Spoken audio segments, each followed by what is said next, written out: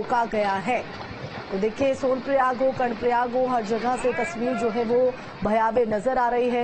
Landslide के बाद देखिए किस तरह से यहाँ पर धूल का जो गुबार है और जो हाईवे है वो किस तरह से बहता हुआ नजर आ रहा है, इस तस्वीर में आपको नजर आ सकता है। तो फिलहाल जो रेस्क्यू यहाँ पर चलाया जा रहा था उसे रोका गया है। तो दो तस्वीरें आपके टीवी स्क्रीन पर रेस्क्यू अभियान से जुड़ी हुई हैं, जहां केदारनाथ में मौसम खराब होने के चलते रेस्क्यू को रोका गया है। तो सोनप्रयाग में भारी लैंडस्लाइड के बाद स्थिति बेहद चुनौतीपूर्ण है, तो जिसके बाद अब रेस्क्यू पर यहां पर भी रोक लगाई गई है। तो इस वक्त जो मौसम है वो इन दोनों ही जगहों पर रेस्क्यू के दौरान बड़ी चुनौती पेश करते हुए नजर आ रहा है और इस वक्त लोगों की जान जो है वो आफत में है। हालांकि अगर केदारनाथ की बात करें तो यहां पर कर्णप्रयाग में अभी 15 लोगों को जो एयरलिफ्ट है वो किया जा चुका है और सेना का चिनूक विमान जो है वो रेस्क्यू के लिए भेजा गया था, लेकिन मौसम खराब होने की वजह से वो आधे रास्ते से ही वापस लौट आया है।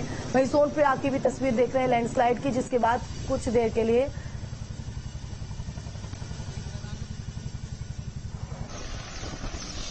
संवाददाता जितेंद्र पवार हमारे साथ लाइव जुड़ गए। जितेंद्र, कहां पर आपकी मौजूदगी है? कर्णप्रयाग हो, सोनप्रयाग हो, तबाही की जो तस्वीर है वो हर जगह से दिखाई पड़ रही है। रेस्क्यू जो चल रहा था उस पर भी अभी फिलहाल विराम लगाया गया है।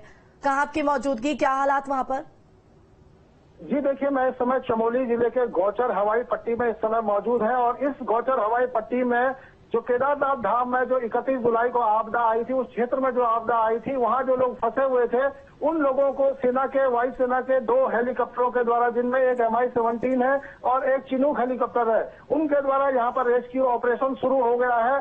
पहले राउंड में गौचर की इस हवाई पट्टी से वायुसेना के MI-17 ने उड़ान भरी थी केदारनाथ के लिए, जिसमें कि पहले राउंड में 15 से 30 श्रद्धालुओं को केदारनाथ धाम से गौचर हवाई पट्टी में रेस्क्यू किया गया और दूसरे राउंड में जब यहाँ से वायुसेना का चिनूक हेलीकॉप्टर केदारनाथ धाम के लिए उड़ा था, लेकिन केदारनाथ धाम में वेदर ठीक नहीं होने की वजह से चिनूक हेलीकॉप्टर को आधे रास्ते से वापस आना पड़ा। जी बिल्कुल, अब तक कितने लोगों को एयरलिफ्ट किया जा चुका है और कितने लोग अभी भी फंसे हुए हैं जितेंद्र वहां पर?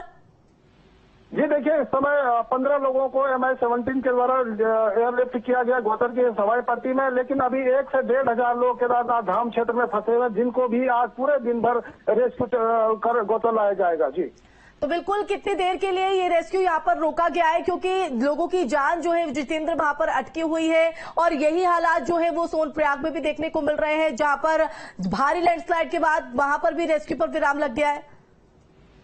जी देखिए, केदारनाथ धाम में जो श्रद्धालु फंसे हुए हैं उनको रेस्क्यू करने का जो कार्य है वो सुबह 7 बजे से शुरू हो गया था और अभी केदारनाथ धाम क्षेत्र में भारी बारिश होने की वजह से वेदर ठीक नहीं है, जिस वजह से जो रेस्क्यू ऑपरेशन है वो अभी रोका गया है और वेदर ठीक होने का इंतजार यहाँ पे किया जा रहा है। कुछ देर बाद जब वेदर ठीक हो जाएगा तो उसके बाद फिर ये रेस्क्यू ऑपरेशन शुरू कर दिया जाएगा। जी चलिए, बहुत शुक्रिया। हालातों पर नजर बनाए रखिएगा जितेंद्र, तमाम जानकारी देने के लिए। तो फिलहाल मौसम के लिहाज से रेस्क्यू पर थोड़ा विराम लगाया गया है, लेकिन लोगों को निकाले जाने, वहां से सुरक्षित।